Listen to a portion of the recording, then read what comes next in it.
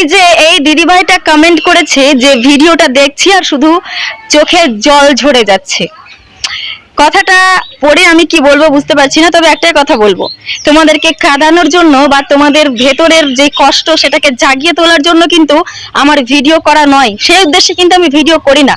আমি ভিডিও বানাই তোমাদেরকে মোটিভেট করতে, তোমরা যাতে সমস্ত যুদ্ধের সাথে নিজেরাই নিজেদের জন্য লড়াই করতে পারো, সেই উদ্দেশ্যেই আমার ভিডিও বানানো। আমি একটা ভিডিও আপলোড করেছিলাম যে আপনি যদি কারোর উপকার করেন তবে সেটা ভুলে যাবেন, কিন্তু কেউ আপনার বিপদের সময় আপনাকে উপকার করলে সেটা কখনোই ভুলে যাবেন না। তো সেখানে এই দাদা ভাইটা কমেন্ট করেছে যে তাদেরকে ভুলে যাবেন না, নয় তাদেরকে ভোলা যায় না। সত্যি দাদা ভাই, যারা বিপদের সময় পাশে এসে দাঁড়ায়, হাতে হাত রাখে, তাদেরকে সত্যি ভোলা যায় না। রূপা দাস নামে একজন মাসিমা আমাকে কমেন্ট করেছেন যে তুমি আমার চেয়ে বয়সে অনেক ছোট হলেও তোমার অনেক জ্ঞান আছে, তোমার ভালো হোক মা। তো এরকম একটা সুন্দর আশীর্বাদ করার জন্য আপনাকে অনেক ধন্যবাদ। আমি চাই আমার স্বামী, সন্তান, আমার পরিবার, আমার মা ভাই সকলকে নিয়ে সুখে একটা জীবন যাপন করতে আপনারা সকলে আশীর্বাদ করবেন। আপনাদের সকলের ভালোবাসা আর আশীর্বাদের হাত মাথায় থাকলে সবকিছুই সম্ভব হবে। কোয়েল বিশ্বাস ঘোষ বলে একজন বোন কমেন্ট করেছে যে আমাকে একটু সাপোর্ট করো দিদি ভাই, আমি তোমার সমস্ত ভিডিওতে লাইক কমেন্ট করি। তো আমি তোমার উদ্দেশ্যে বলবো, অবশ্যই আমি যতটুকু আমার কাছ থেকে সাপোর্ট করার আমি অবশ্যই তোমাকে করব, কিন্তু নিজে যদি ভালো কন্টেন্ট ক্রিয়েট না করো তবে কিন্তু কেউ তোমাকে সাপোর্ট করবে না, কেউ তোমার ভিডিও দেখবে না।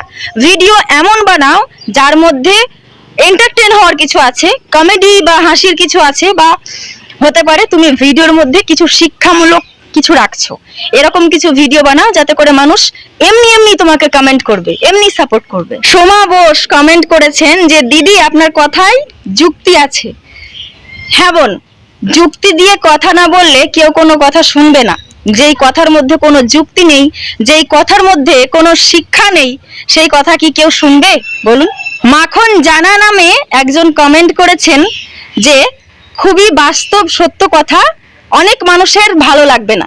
অবশ্যই অনেক মানুষের আমার কথা ভালো লাগে না, আর ভালো লাগে না বলে তারা আমার সামনে বলে দেয় যে তুই এরকম কেন ভিডিও বানাস, এরকম কেন ভিডিও বানাও, অন্য কোনো ভিডিও বানাবে, নাচন কোদনের ভিডিও বানাবে যেগুলো ভাইরাল হচ্ছে, টাকা পাচ্ছে মানুষ।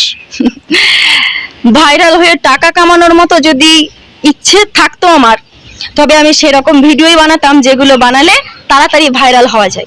আমি জানি এই যে আমি মোটিভেশন স্পিচগুলো দিচ্ছি, মোটিভেট হওয়ার মতো যে কথাগুলো বলছি, এই কথাগুলো অনেক মানুষের শুনতে ভালো লাগবে না, তারা স্ক্রল করে তুলে দেবে আমার ভিডিওটা ওপরের দিকে, তারা দেখবে না। আর এখন যদি আমি বুকের ওড়না সরিয়ে, আঁচল সরিয়ে ধেই ধেই করে নাচি আর কোমর দুলাই, তবে অনেক মানুষ দেখবে হা করে। কিন্তু আমি সেটা চাই না।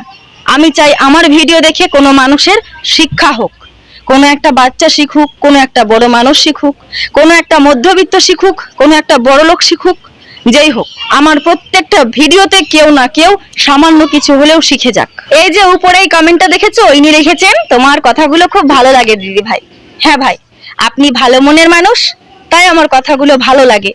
অনেক মানুষ আছে যাদের আমার কথাগুলো একবারে ভালোই লাগে না, অনেক মানুষ আছে যারা আমার কথাগুলো সহ্য করতে না পেরে আমার আইডিটাকে ফলো করার পরেও আবারও আনফলো করে দিয়েছে।